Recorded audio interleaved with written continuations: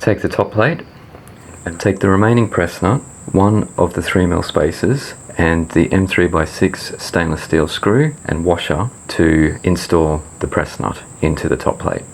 Place the press nut in the underside of the top plate, holding it in place. Insert the M3x6 in the spacer, and then pull the press nut into the carbon. Remove the screw. With some isopropyl alcohol on a paper towel, clean the top plate where the lipo pad will stick, and then lining it up from above, center the pad and stick it down.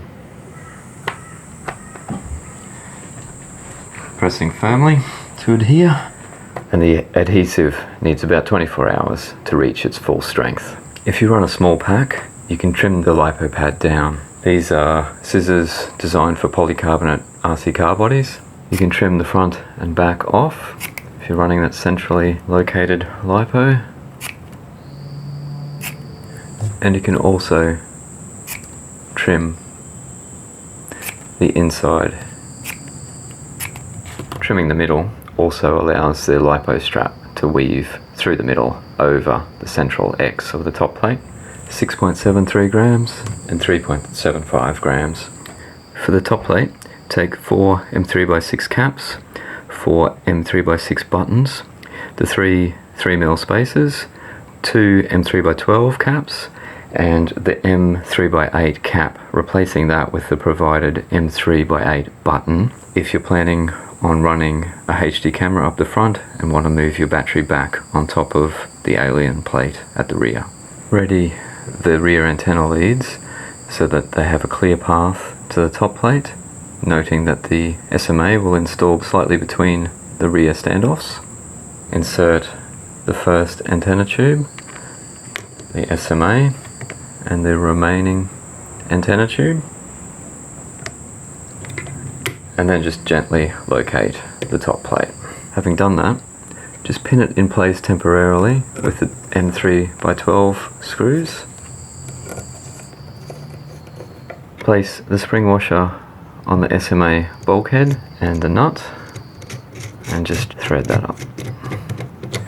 And now locate the tabs from the camera assembly, squeezing them into place. Insert 2 M3x6 caps, tightening them just snug. Press the top plate down to seat the camera assembly and insert the M3x6 button heads. As these are tightened, they will pull the top plate down and the camera assembly into place. Tighten the rear first and then gently side to side on the front ones so that it doesn't skew by one side pulling down fully first, and then fully tighten the front section. And now tighten down the camera tilt screws,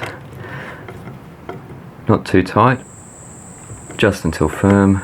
They don't need to be overly tight.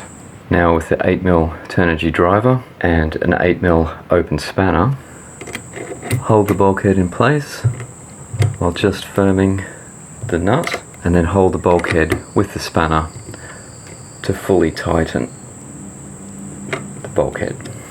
The Alien head plate was designed for this driver so the SMA could be adjusted without disassembling the frame.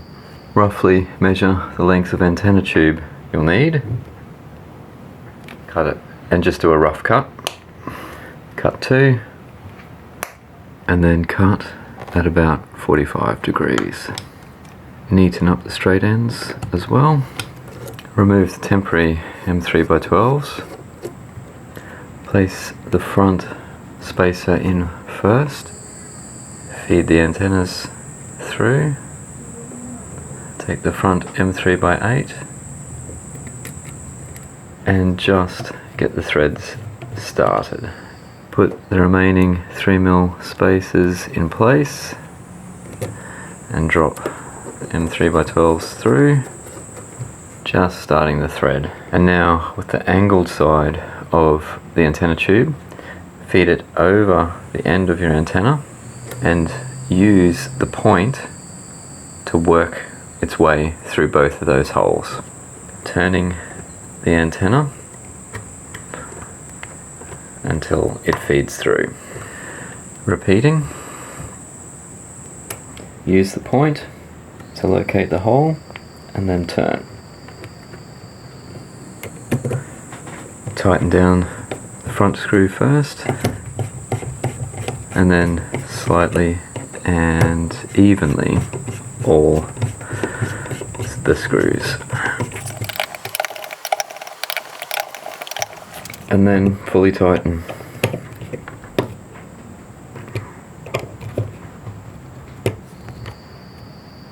Then take a cable tie, bend the end and loop it around the receiver antenna tubes and the SMA pigtail. This secures the receiver antennas and stops them pulling out. Not too tight, and trimming off the excess. Take the 4 M5 lock nuts for the props, and now it's time to grease your shaft or your nuts, whichever you prefer. Work the grease into the threads, pulling the nut up and pushing it down to work the grease into all of the thread before it reaches the nylon portion. Shrink the ESC heat shrink when everything's proved working. Cut 4 about 5 centimeter lengths of electrical tape and secure the ESCs from the top, wrapping one around the bottom first and then the second. This is the method we've found the easiest to maintain, and that completes the Alien construction. Be sure to check fail-safes and perform all pre-flight checks before flying.